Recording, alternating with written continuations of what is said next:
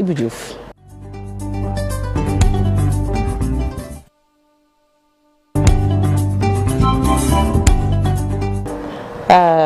La Médina, l'affaissement d'un balcon fait 3 blessés. Exactement, Sokhna Fati, les bâtiments qui menacent ruine au niveau de la Médina ont encore fait des dégâts, même s'il y a eu plus de peur que de mal à la rue 6.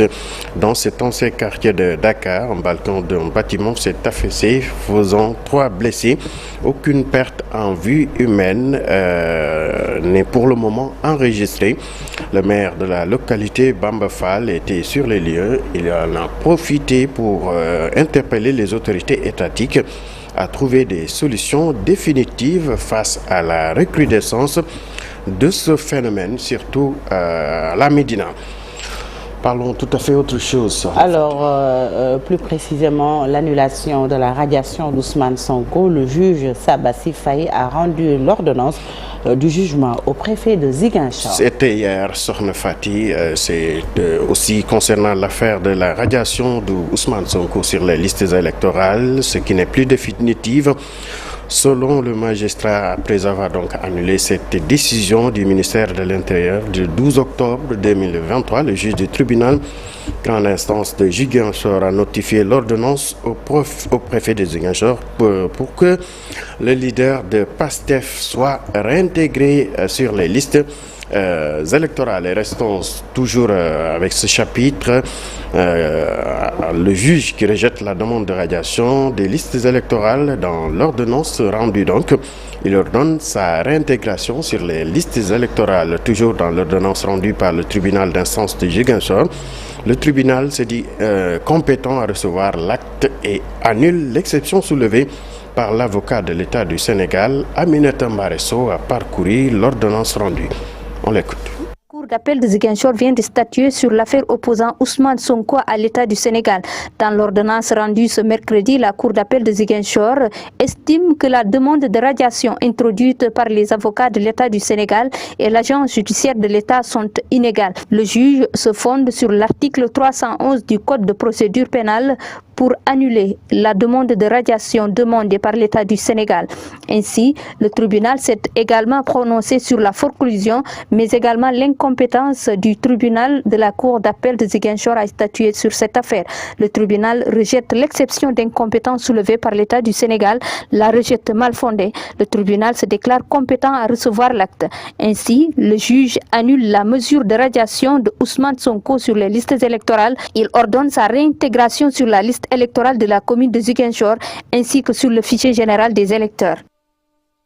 Aminata Mbaresso, merci. Et puis, électricité, Pape Mademba Bitey estime que la cherté des factures découle de l'augmentation de la consommation. Exactement, Sokhna Fati, le directeur de la Sénélec, ne veut pas entendre parler de modification. La Sénélec peut se donner ce loisir parce qu'elle est une entreprise régulée. La hausse s'explique par la forte consommation des clients en cette période de canicule, d'après Pape Demba Bitey.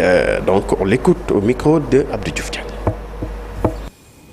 Je voulais tout juste rappeler que si vous suivez l'actualité, vous n'êtes pas sans savoir que les températures qui ont été enregistrées cette année ont été les températures les plus élevées de l'histoire de l'humanité.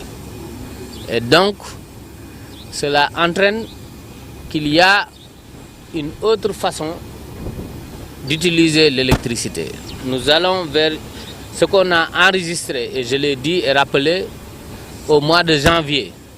Nous avions une demande en électricité qui tournait autour de 700 MW. Au mois d'octobre, nous avons enregistré 1050 MW de demande, ce qui fait une hausse de 50% de la demande. Ce n'est pas de la production, mais 50% de la demande. Donc, ce que les clients ont consommé. Et donc, naturellement, si vous prenez cette hausse de 50% de la demande, vous combinez cela à l'augmentation de tarifs qui a été opérée au mois de janvier, vous comprenez naturellement qu'il peut y avoir une hausse des montants des factures. Sokhna Fati, on rappelle que la journée nationale de dépôt de réclamation aura lieu dans les agences de la Sénélec aujourd'hui.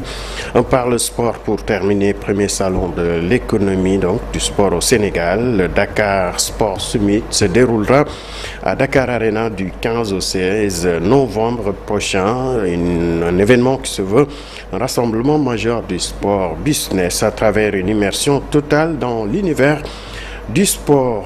Suivant à ce propos, cher Sadibou Diarra, les images de Alioune Diagne.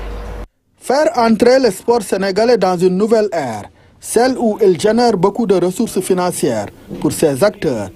L'objectif recherché par Dakar Sport Summit du 15 au 16 novembre prochain à Dakar Arena. Souvent, on est orienté performance et compétition. Et que je pense que maintenant, là où nous en sommes, si on veut suivre la dynamique des pays en développement, il faut aussi qu'on institutionnalise notre sport et qu'on en fasse une vraie industrie où tous les acteurs, tout le monde, tout l'écosystème peut y trouver son compte. Où on aura des discussions, des tables rondes autour de différents thèmes. Donc on aura par exemple M. Moustapha Kamara qui va animer le volet institutionnel, définir le cadre institutionnel et juridique de l'économie du sport. Donc on a un mix de locaux, d'Européens et d'Africains pour animer les panels.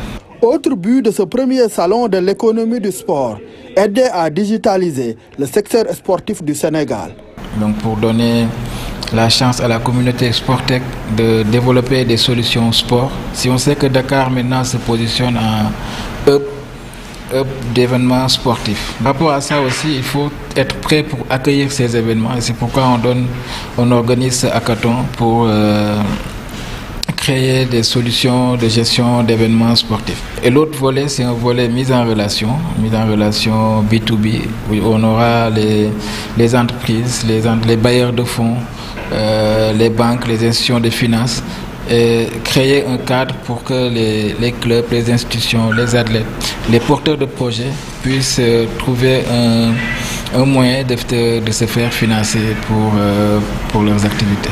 Ce hackathon va se dérouler du 10 au 11 novembre prochain. Les conclusions vont être rendues au cours du Dakar Sport Summit à Diamniadio. Cher Sadibou Diarra, merci. Sokhna Fati, c'était tout pour la première tasse Actu. Merci beaucoup Ibou Diouf pour cette première tasse Actu bien digeste, et puis retenez que tout à l'heure, dans De quoi est-il le nom, nous serons du côté de Djolof, le fief